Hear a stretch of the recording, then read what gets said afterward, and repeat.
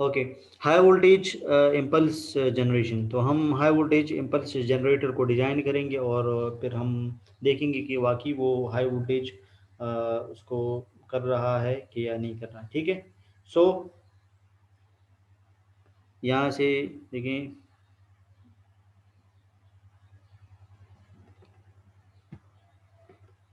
देखिए ये impulse voltage, impulse आपको पता है कि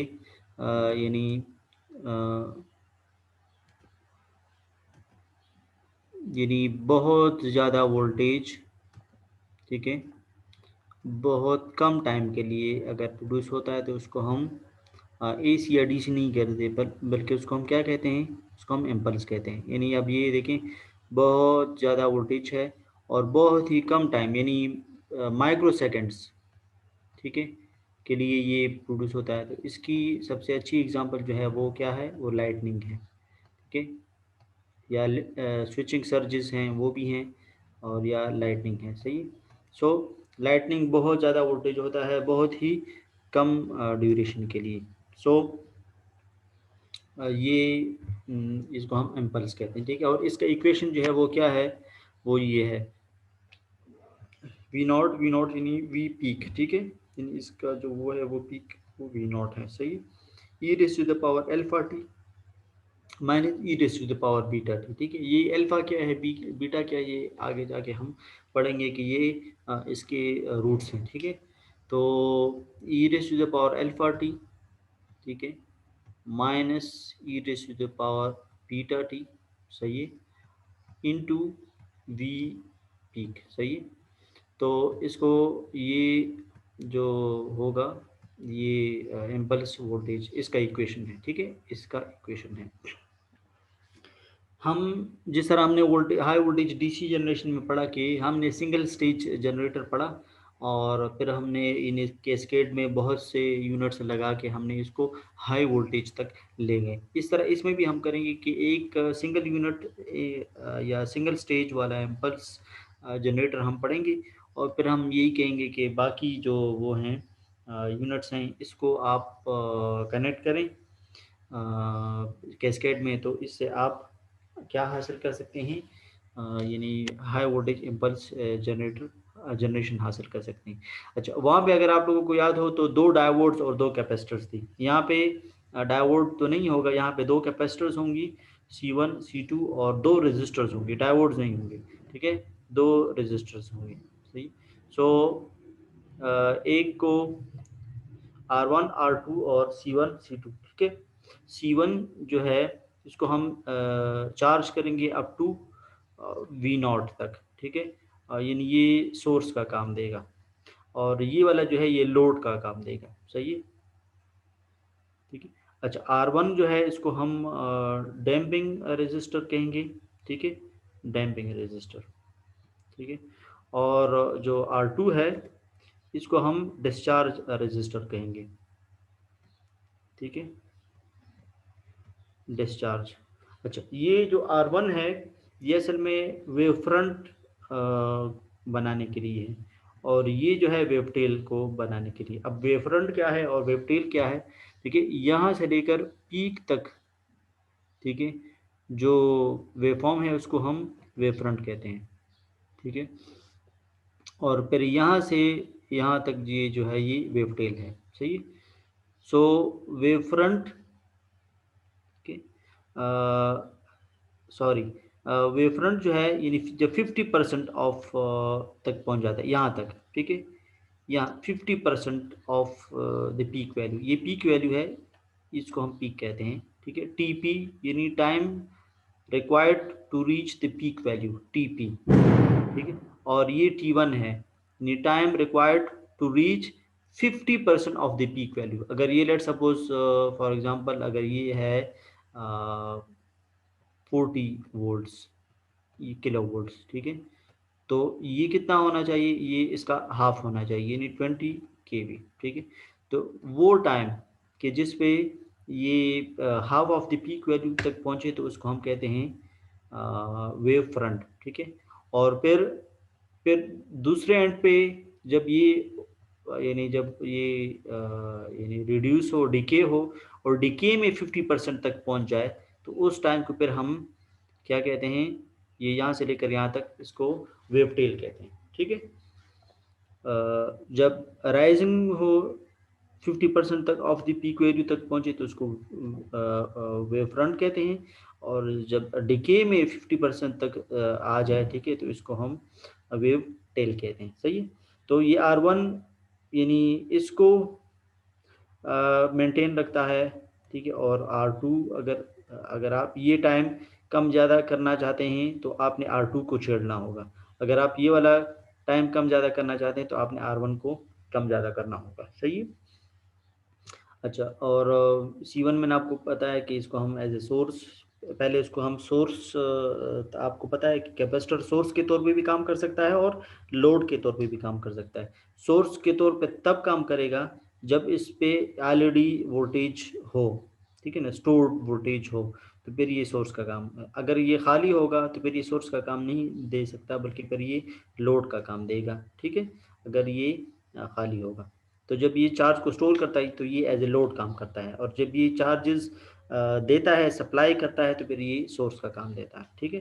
तो इसमें ये देखें, ये इसका सर्किट है, और इसमें आप देख सकते हैं कि दो इसमें कैपेसिटर्स हैं और दो इसमें हैं रेजिस्टर्स, ठीक है। और ये रहा, ठीक है।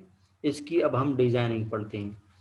तो आप देख सकते हैं कि देखिए, ये C1 को हमने V0 वोल्टेज तक वो किया हुआ है, यानी स्टोर किया हुआ है, ठीक है। तो देखिए, ये V0 ऑलरेडी यहाँ पे मैंने लिखा हुआ है C1 के लिए, सही है। तो ये R1 है, ये R2 है, और ये C2 है। इसमें दो लूप्स हैं, ये लूप नंबर 1 है और ये लूप नंबर 2 है। तो लूप नंबर 1 देखें, I1 ऑफ टी करंट इसमें फ्लो हो रहा है, और इसमें जो है लूप 2 में I2 of T current flow हो रहा है। और हम वोल्टेज C2 कैपेसिटर के अक्रॉस वोल्टेज फाइंड करेंगे, और फिर हम देखेंगे कि क्या ये यहाँ पे जो वोल्टेज आ रहा है वो ये वाला है कि नहीं है। देखिए, इसके बारे में मैंने कहा ना कि ये इम्पल्स वोल्टेज है, तो इसका वोल्टेज हम देखेंगे। अगर ये इस तरह आ गया तो इसका मतलब ये है कि ये क्या है, यानी ये इसका आउटपुट जो है ये इम्पल्स होगा, और इस पूरे सर्किट को मैं इम्पल्स जनरेटर का नाम दे सकता हूँ, अगर इसका जो आउटपुट है वो इम्पल्स आया तो, ठीक है। तो अब देखते हैं कि क्या इसका आउटपुट इम्पल्स आता है कि नहीं। तो हम एनालिसिस स्टार्ट करते हैं। पहले हम लूप 1 पे केवीएल अप्लाई करेंगे, फिर उसके बाद लूप 2 पे केवीएल अप्लाई करेंगे, ठीक है। तो इसके लिए जो असल में इसका जो वोल्टेज ड्रॉप है होगा, ठीक है, वो क्या है आपको पता है। कैपेसिटर के अक्रॉस वोल्टेज ड्रॉप किसके बराबर होता है, 1/C integration I D T. ये मेरे ख्याल में लास्ट वीक में किसी स्टूडेंट ने ये शेयर भी किया था, वोल्टेज ड्रॉप अक्रॉस इंडक्टर और वोल्टेज ड्रॉप अक्रॉस कैपेसिटर। तो इसमें V C is equal to 1/C integration I D T.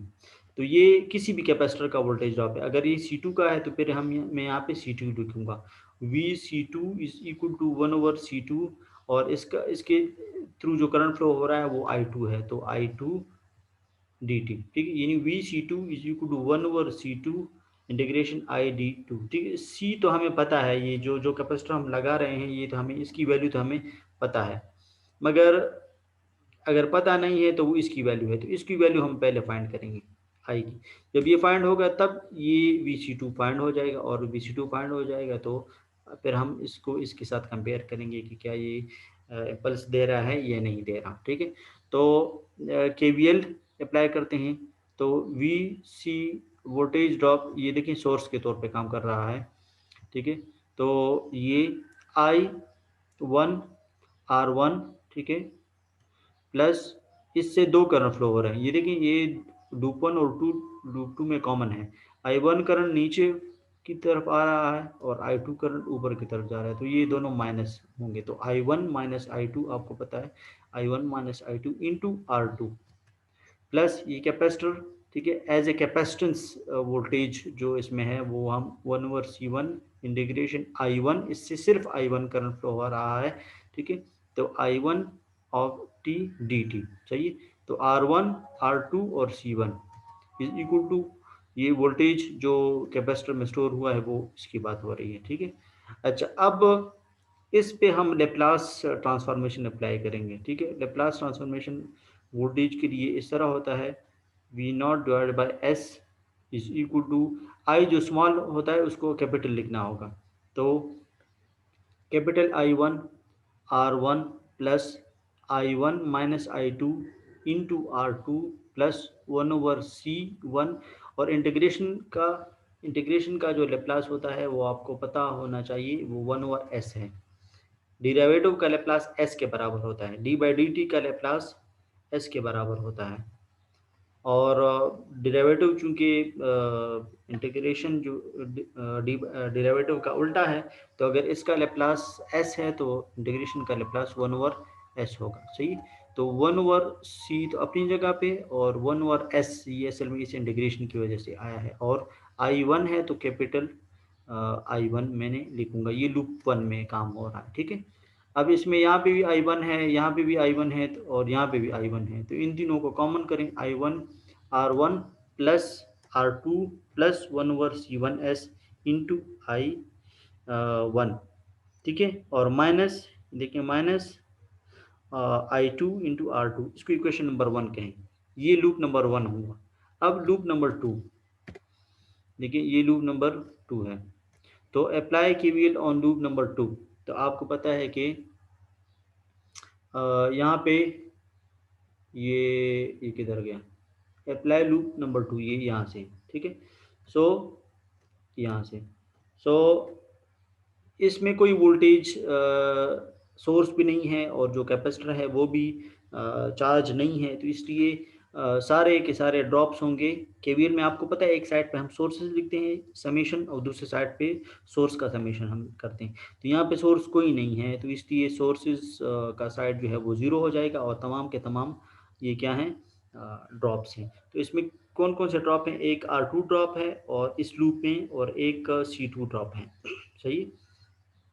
आप सर्किट में देख सकते हैं इस लूप में R2 है और C2 है, सही।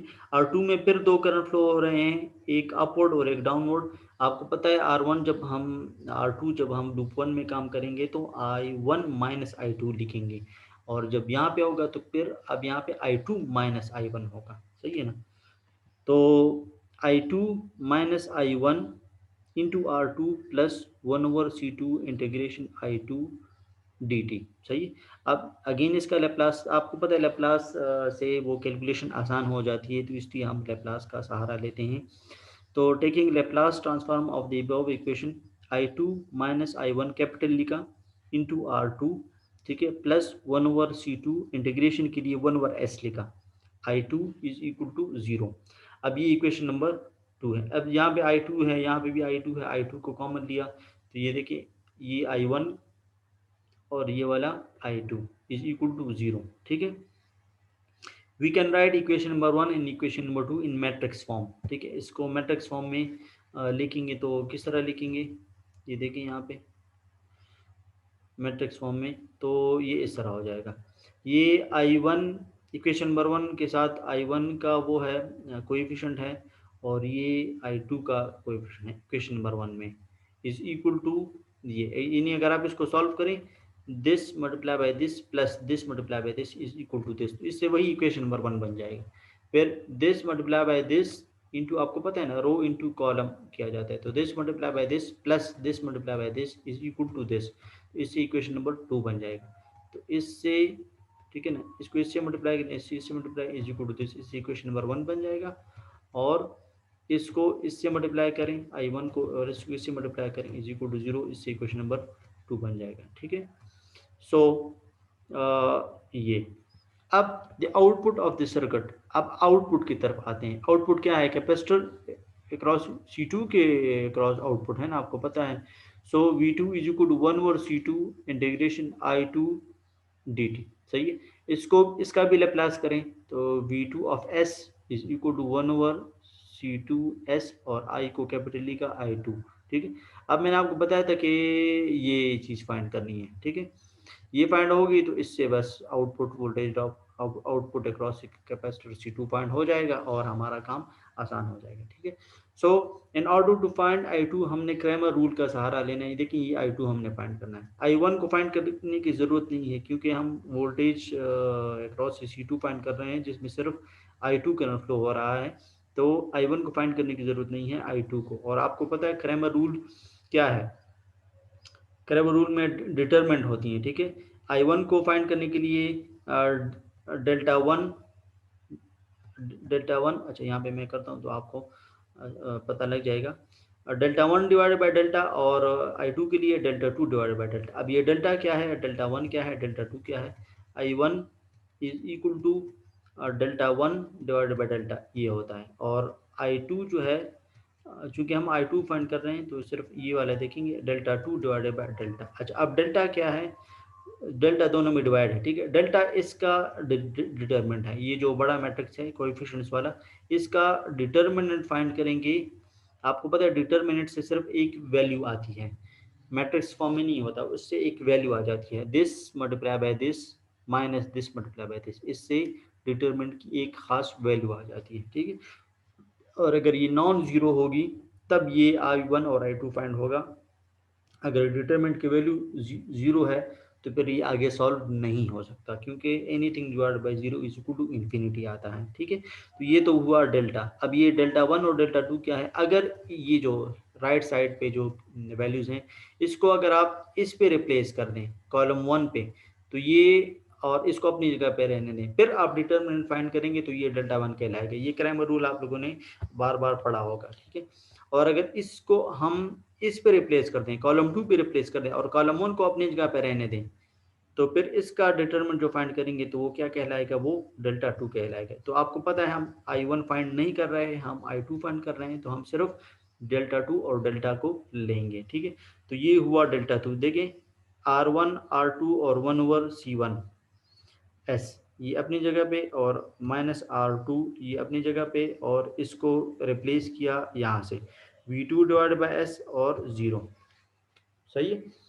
अच्छा अब अगर आप देखेंगे तो चूंकि ये जर्नल है, यानी इसमें वैल्यूज मैंने लिखी नहीं लिखी, अगर ये वैल्यूज लिखी होती तो बहुत आसान हो जाता। यानी यहाँ पे मैं लिखूँ 2 किलो ओहम, यहाँ पे मैं लिखूँ 10 किलो ओहम, और सी के लिए मैं लिखूँ 5 फॉर एग्जांपल 5 माइक्रो फेराड, इस तरह, ठीक है। इसके लिए भी कुछ वैल्यूज लिखूँ तो फिर वो आसान हो जाता है उसका डिटरमिनेंट। अब ये देखिए ये पूरा जर्नल फॉर्म में आया है, ठीक है। तो बुक ने भी इसको डायरेक्ट इसका सलूशन लिखा है, क्योंकि जर्नल में बहुत लंबे चौड़े इसका वो होता है, ठीक है। तो इसलिए आप इसको इन चीज़ों में ना पढ़ें, जर्नल में आप भी डायरेक्टली लिख दें। अगर वैल्यूज़ होंगी तो फिर जाहिर बात है, फिर वैल्यूज़ तो आसानी से सॉल्व हो सकती हैं, ठीक है। लेकिन ये राइट साइड पे ये एक स्टूडेंट ने कोशिश की थी, तो पता नहीं अब कामयाब हुआ था या नहीं, मगर ये इसने कोशिश की थी, तो बहुत लंबा चौड़ा इक्वेशन आ रहा है। अच्छा तो I2 जो है बुक ने जनरल फॉर्म में लिखा है वो ये है, ठीक है।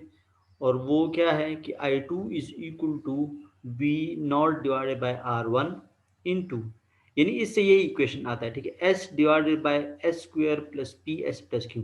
अच्छा इसमें इन्होंने ये किया है कि इसको इसको क्वाड्रेटिक फॉर्म में वन वे और द अदर क्वाड्रेटिक फॉर्म में इसको लाए हैं। क्यों, क्योंकि आपको पता है कि क्वाड्रेटिक इक्वेशन को सॉल्व करना आसान होता है, ठीक है, और इससे सॉल्यूशन आसानी से निकल आता है। तो आपको पता है कि क्वाड्रेटिक इक्वेशन के कितने रूट्स होते हैं, 2 रूट्स होते हैं। जब पावर 2 होता है तो 2 रूट्स होते हैं। अगर किसी इक्वेशन में पावर मैक्सिमम पावर 3 होता है फिर उसके 3 रूट्स होते हैं। अब क्वाड्रेटिक में तो जाहिर बात है पावर 2 ही होता है, तो इसके 2 रूट्स बनेंगे, ठीक है। तो अच्छा अब ये P क्या है और Q क्या है। P असल में कांस्टेंट्स हैं। तो जब एक चीज़ कांस्टेंट हो, जो कि R1 R2 और C1 और इससे इनसे मिल के बना हो, तो वो कांस्टेंट बार बार यहाँ पे लिखने की बजाय हम P लिख देंगे, ठीक है। और P और Q की वैल्यू होती है वो ये है, P is equal to 1/R2 C2 plus 1/R1 C1 plus 1/R1 C2। ये अगर मैं बार बार यहाँ पे देखें, यहाँ पे मैं 1/r1 C1 + 1 ये ठीक है, ये लिखूंगा तो वो सारा इक्वेशन डिस्टर्ब होगा। ठीक है, तो है वैसे भी कांस्टेंट, R1 भी कांस्टेंट है, R2 भी कांस्टेंट है, C1 भी कांस्टेंट है, C2 भी कांस्टेंट है, ये एक फिक्स वैल्यूज हैं। तो इनसे एक फिक्स, इनको मैं सॉल्व करूंगा तो इससे एक फिक्स वैल्यू आ जाएगी पी की, तो बार बार लिखने की ज़रूरत नहीं है। ठीक है, बस इससे जो भी वैल्यू आएगी वो यहाँ पे वो पी कहलाएगी। सही, और क्यों क्या है 1/r1 R2 C1 C2। ठीक है, वो देखें वो स्टूडेंट ने जो किया है वो उससे भी यही आ रहा था। ठीक है, तो अगर वो बार बार देखें यहाँ पे क्यू के बजाय लिखूँ 1/r1 R2 C1 C2, तो वो एक इक्वेशन को सॉल्व करना, उसके रूट्स फाइंड करना, वो बहुत ही यानी हेक्टिक काम हो जाएगा। तो कम्प्लेक्सिटी में पढ़ने के बजाय इसके बजाय पी लिख दें, इसके बजाय क्यू लिख दें, और वैसे भी ये कॉन्स्टेंट्स हैं, तो इससे एक बहुत अच्छा देखिए क्वाड्रेटिक इक्वेशन बन गया S² + PS + Q। ठीक है, डिनोमिनेटर में। तो अब क्या है कि ये क्या है, ये I2 है, और I2 voltage drop across the capacitor, ये V2 हमने फाइंड करना है। तो यहाँ पे I2 डिवाइड बाय, मैंने आपको बताया था कि हम V2 को फाइंड करने जा रहे हैं। तो इस I2 को लें और यहाँ पे पुट कर दें। सही, तो यहाँ पे पुट करेंगे तो इससे V2 फाइंड हो जाएगा। ठीक है, तो अब देखें, put this equation in equation number 3।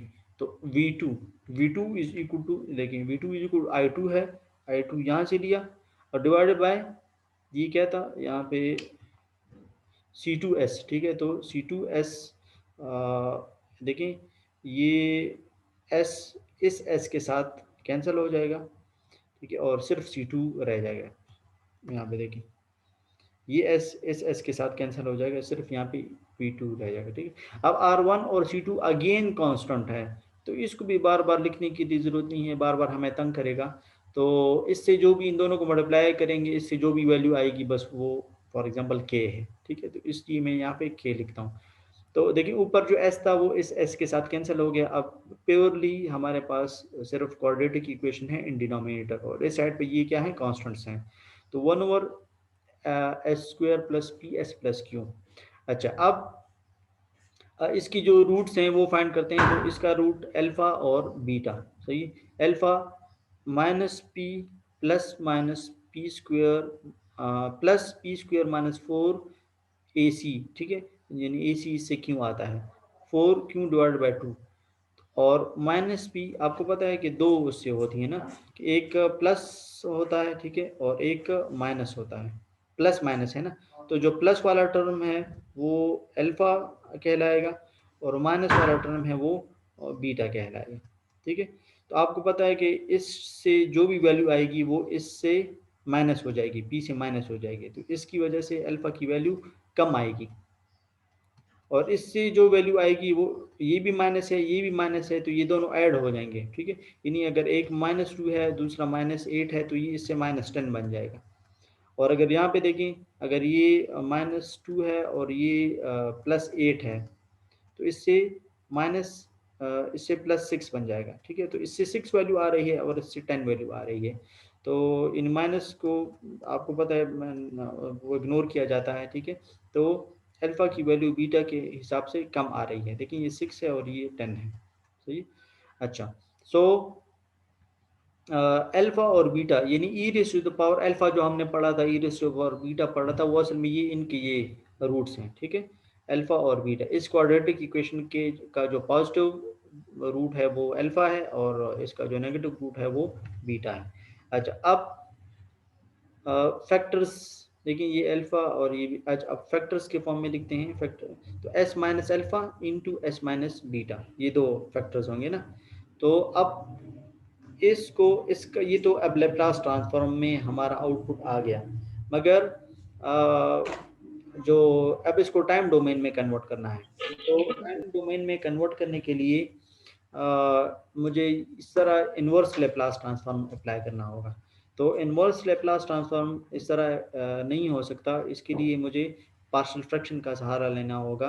तो पार्शियल फ्रैक्शन से देखें, पार्शियल फ्रैक्शन का तरीका आपको पता है कि V2S is equal to A divided by S minus alpha. इसको देखें, और plus B divided by S minus beta. अगर ए और बी की वैल्यू मैं फाइंड करूं और मैं यहाँ पे लिख दूं तो इसका इन्वर्स लैप्लास आसानी से फाइंड हो सकता है, क्योंकि इसका इन्वर्स लैप्लास आएगा e raise to the power alpha T और इसका आएगा e raise to the power beta T.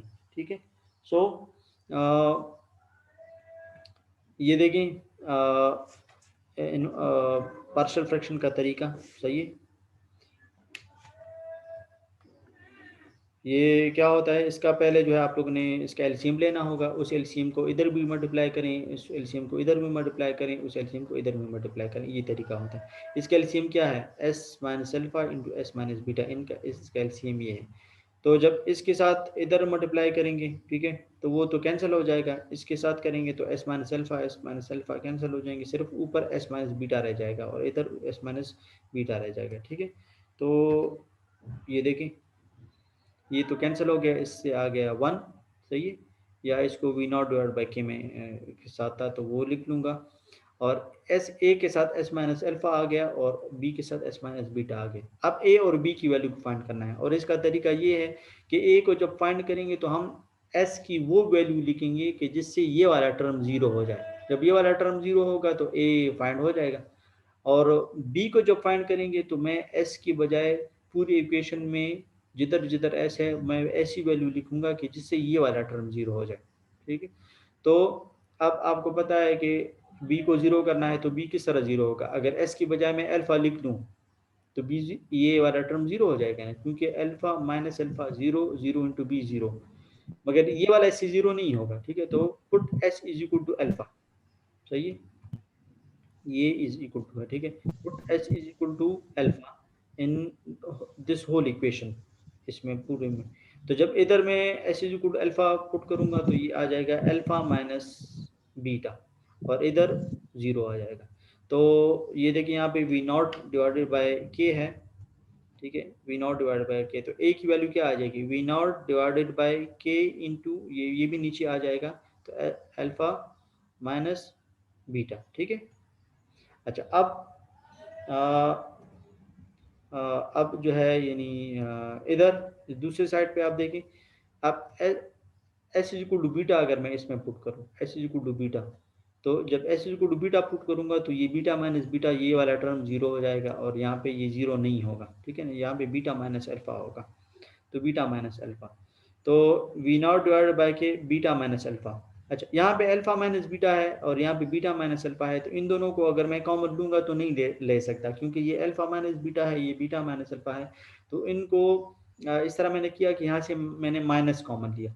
जब माइनस मैंने कॉमन लिया, ठीक है, तो ये देखिए minus V naught divided by K, और ये अल्फा माइनस बीटा, ये देखिए माइनस मैंने कॉमन लिया, अगर मैं इस माइनस को अगेन मल्टीप्लाई करूंगा तो इससे फिर बीटा माइनस अल्फा बन जाएगा, तो कोई हर्ज नहीं है। ठीक है, अब ए की वैल्यू लें, वो भी पुट करें पिछले इस इक्वेशन में यहाँ पे। ठीक है, ए की वैल्यू यहाँ पे पुट करें और बी की वैल्यू यहाँ पे पुट करें। याद रहे कि ऑलरेडी इसमें एस माइनस अल्फा और एस माइनस बीटा डिवाइड में है। ठीक है, तो ये देखें ये यहाँ पे अल्फा माइनस बीटा और ये minus 1 over alpha minus beta और वी नॉट डिवाइड बाई के भी इसमें है, तो ये पूरा कॉमन हो जाएगा, तो यहाँ से 1 आ जाएगा और यहाँ से -1 होगा। ठीक है, और एस माइनस अल्फा तो ऑलरेडी मैंने आपको बताया कि उसके साथ है, तो +1 divided by S minus alpha, और या ये माइनस जो है इसकी वजह से आया है। ठीक है, पिछले में देखें इसमें माइनस नहीं है, यहाँ पे प्लस है, तो -1 ओवर एस माइनस बीटा। ठीक है, अब इन्वर्स लेप्लास अप्लाई करें, इसका इन्वर्स आपको पता है, जब यहाँ पे प्लस होगा तो इसका पावर माइनस आएगा, और जब यहाँ पे माइनस होगा तो इसका पावर प्लस आएगा, तो आपको पता है यहाँ पे माइनस है। ठीक है, यहाँ पे देखें आप, ये क्या है, माइनस है, सो ठीक है माइनस है, तो अब इसका पावर जो है वो प्लस आएगा, तो e raise to the power plus alpha T, और ये माइनस अपनी जगह पे, और e raise to the power plus beta t. ये देखें वो वाला इक्वेशन आ गया, ये तो सारे कॉन्स्टेंट्स हैं इसमें, पी और क्यू हैं, अल्फा में पी और क्यू हैं, वो सारे कॉन्स्टेंट्स हैं, इसमें भी अल्फा पी और क्यू हैं, वो सारे कॉन्स्टेंट्स हैं, तो ये वाला टर्म सारा कांस्टेंट है, और ये जो है यानी आपको पता है कि वो इस अच्छा इससे इम्पल्स किस तरह बनता है, देखिए इसको ड्रॉ करें और फिर उसको ड्रॉ करें, इसका ये जब आप ड्रॉ करेंगे तो इसका मैग्नीट्यूड देखें प्लस है और इसका मैग्नीट्यूड माइनस है। तो देखें ये e raise to the power alpha, ठीक है, इसको मैं ड्रा करूँगा तो वो इस तरह आएगा, ठीक है ना, और इसको मैं ड्रा करूँगा तो वो इस तरह आएगा, ठीक है ना। और ए का अच्छा वो है, वो इससे ज़्यादा है, ठीक है। तो इससे क्या होगा, देखिए दूसरे स्लाइड में मैं आपको समझाता हूँ। ये देखें alpha is greater than beta, ठीक है। अच्छा मैं वो माइनस की, अच्छा माइनस कंसिडर करना है, ठीक है। इससे पहले मैंने आपको बताया माइनस नहीं, वो नहीं माइनस कंसिडर करना है। तो उससे देखें एक से 6 वैल्यू आई थी, दूसरे से -10 वैल्यू आई थी। तो इसका मतलब है कि alpha is very very greater than beta, सही। तो alpha is very very greater than beta का मतलब ये है कि अल्फा का एरिया अंडर द कर्व ज़्यादा होगा और बीटा का एरिया अंडर द कर्व कम होगा, सही। और आपको पता है कि जब दो एरियाज एक ऊपर हो और एक नीचे हो तो एरिया अंडर कर्व जो कॉमन होता है वो क्या हो जाता है, वो यानी सब्ट्रैक्ट हो जाता है। अब देखिए यहाँ पे, अब मैं अगर इसको इसका इस तरह करूँ, ठीक है, तो वो ये आएगा। तो ये वाला पोर्शन असल में ये है, इसके साथ माइनस हो जाएगा, तो ये रिड्यूस होके ये बन जाएगा, यानी अब ये नेट ये आ जाएगा। दिस इज असल में ये है, दिस एक्चुअली ई रेस, ये पूरा e raise to the power alpha T, और ये वाला है e raise to the power beta t, और ये चूंकि माइनस है तो इसलिए इसको मैंने नीचे लिखा, ड्रॉ किया है। आप इन दोनों को एरिया अंडर द कर्व को माइनस करें, इसका एरिया अगर दोनों को बराबर होता तो फिर तो ज़ीरो आंसर आता, ये भी और ये भी। फॉर एग्जांपल एक इस तरह है और दूसरा इस तरह है और दोनों का एरिया सेम है तो ये तो कैंसिल हो जाते हैं। मगर इसका एरिया सेम नहीं है क्योंकि alpha is very very greater than beta, तो इसका एरिया ज़्यादा होगा, इसका एरिया कम होगा, ये वाला इसके साथ कैंसिल हो जाएगा, ठीक है, और ये वाला रह जाएगा, बच जाएगा। तो हमारे पास नेट जो कर्व आएगा वो यही इम्पल्स कर्व आएगा। तो इसलिए मैं ये कहता हूँ कि ये वाला इक्वेशन जो है ये इम्पल्स का ग्राफ है, क्योंकि इसको अगर मैं ड्रॉ करूँगा तो इससे ये इम्पल्स आता है, ठीक है। सो ये इससे साबित हुआ कि ये जो जनरेटर हमने अभी डिज़ाइन किया ये सारा इम्पल्स का है, क्योंकि इसका आउटपुट इम्पल्स मुझे कर्व दे रहा है। अच्छा अगर आप लोगों को कहा जाए कि वो टाइम फाइंड करें कि जिस टाइम पे ये अपने पीक पॉइंट तक पहुंचता है, so the time to reach the peak value in TP, इस इक्वेशन का आप लोगों ने पता है मैक्सिमा और मिनिमा आप लोगों ने मैथ्स में पढ़ा होगा। इस पॉइंट पे स्लोप जो होता है वो ज़ीरो होता है, यानी इसका चेंज, यहाँ पे चेंज कोई नहीं हो रहा था, यहाँ पे चेंज जो होता है वो ज़ीरो होता है, ठीक है। इस पॉइंट पे, इस पॉइंट पे यहाँ पे स्लोप पॉजिटिव है, यहाँ पे स्लोप नेगेटिव है, मगर इस पॉइंट पे पीक पॉइंट पे स्लोप ज़ीरो होता है। तो हम इस पीक पॉइंट को फाइंड करते हैं जिस पे स्लोप ज़ीरो है, ठीक है, ये टी पी है, time to reach the time required to reach the peak value. So D by D T of this, इसका डी बाई डी टी लिया, ठीक है, सो ऑफ वी टू, सही है। तो ये डिराइवेटिव, ये सारे कांस्टेंट है, ये डिराइवेटिव से बाहर हो जाएंगे, इस पे डिराइवेटिव अप्लाई होगा और इस पे डिराइवेटिव अप्लाई होगा। जब इस पे डिराइवेटिव अप्लाई करेंगे तो आपको पता है ये पावर नीचे आ जाएगा, alpha e raise to the power alpha T P. अब ये टी की बजाय मैं पी इसलिए लिख रहा हूँ क्योंकि यहाँ पे मैंने इसको ज़ीरो कर दिया है, चेंज एट दिस, ठीक है, पीक वैल्यू पे चेंज जो है वो ज़ीरो होता है। तो इसलिए अब ये वाला जो टाइम है ये वाला टाइम नहीं है, ये वाला टाइम नहीं है, क्योंकि इस पे स्टॉप ज़ीरो नहीं है, इस पे स्टॉप ज़ीरो, इसकी वैल्यू मैंने पुट की तो अब मैं टाइम को टी पी लिख सकता हूँ, ठीक है। तो alpha e raise to the power alpha T P minus beta e raise to the power beta T P, और यहाँ पे ये ज़ीरो है। इसको इधर डिवाइड करें, जब इधर डिवाइड करेंगे तो ये सारा ज़ीरो हो जाएगा, सही। अब रह जाएगा ये, इसको इधर ले आएँ, ठीक है, एक प्लस है दूसरा माइनस है, इस माइनस को इधर ले आएँ ताकि दोनों प्लस हो जाएं। तो ये हो जाएगा alpha e raise to the power alpha T P is equal to beta e raise to the power beta T P, ठीक है। अब टीपी फाइंड करना है, टीपी तो ऊपर है, वो तो पावर में है, तो इसके लिए मैं लॉग का रूल अप्लाई करूंगा ताकि पावर, आपको पता है लॉग जब अप्लाई करते हैं तो उससे पावर नीचे आ जाता है, ठीक है। तो फिलहाल अभी लॉग अप्लाई नहीं करते हैं, फिलहाल मैं बीटा को डिवाइड करता हूँ दोनों साइड पे, बीटा को डिवाइड किया तो अल्फा और beta is equal to e raise to the power, अच्छा ये एक्सपो या e raise to the power लिख दें, e raise to the power beta minus alpha, इस तरह लिख दें, या इस ई एक्स पी फॉर्म में लिख दें। तो जब ई एक्स पी फॉर्म में लिख दें तो फिर इसको ऊपर नहीं लिखना होता, फिर इसको इधर साथ नीचे ब्रैकेट में बस लिख दें, e x p bracket beta minus alpha. तो ये असल में ये फॉर्मेट है, ठीक है, e x p exponential beta minus alpha into t p. अच्छा अब ये एक्सपोनेंशियल है, टेकिंग नेचुरल लॉग, इस साइड पे भी एल एन लिया, इस साइड पे भी एल एन लिया, जब इस साइड पे एल एन लेंगे तो ये वाला पावर नीचे लॉग की उस साइड पे आ जाएगा, ठीक है। सो जब एल एन इधर आ जाएगा, सो तो ये जो है एल एन ऑफ ई आपको पता है ये 1 के बराबर है, ठीक है, और ये पावर नीचे आ जाएगा तो ये रहा वो पावर, और एल एन ई जो है वो इससे 1 आता है, और टी पी अपनी जगह पे रह गया, ठीक है। अब फाइंड क्या करना है, फाइंड करना है टी पी, टी पी जो है T P is equal to L N of, ठीक है, दिस, ठीक है, एल एन ऑफ अल्फा और बीटा, ठीक है, और टी पी के, ठीक। अगर आपको इफिशिएंसी फाइंड करनी है तो इफिशिएंसी जो है वो ये है वी पी ओवर वी, ठीक है, वी पी पीक वैल्यू है और वी जो है वो इनपुट वोल्टेज है।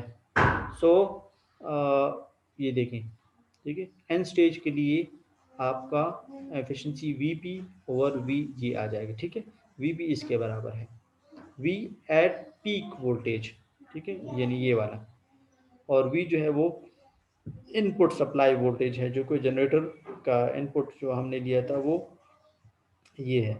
तो ये है आप लोगों का इम्पल्स जनरेटर, उसकी डिज़ाइनिंग हमने पढ़ी, ठीक है, और ये तो जर्नल के लिए था ना, वैल्यूज़ अगर होती तो ज़्यादा आसान होता, वह वैल्यूज़ स्टार्ट से ही आप लोग वैल्यूज़ वही लेते, ठीक है, R1 की वही वैल्यू लेते, R2 की वही वैल्यू लेते, C1 और C2 की वही जो गिवन होती, ठीक है, और फिर आप लोग जो है वो यहाँ पे फाइंड करते हैं।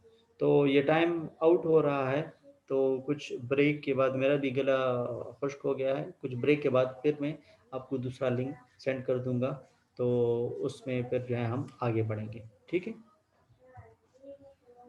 ठीक है सर।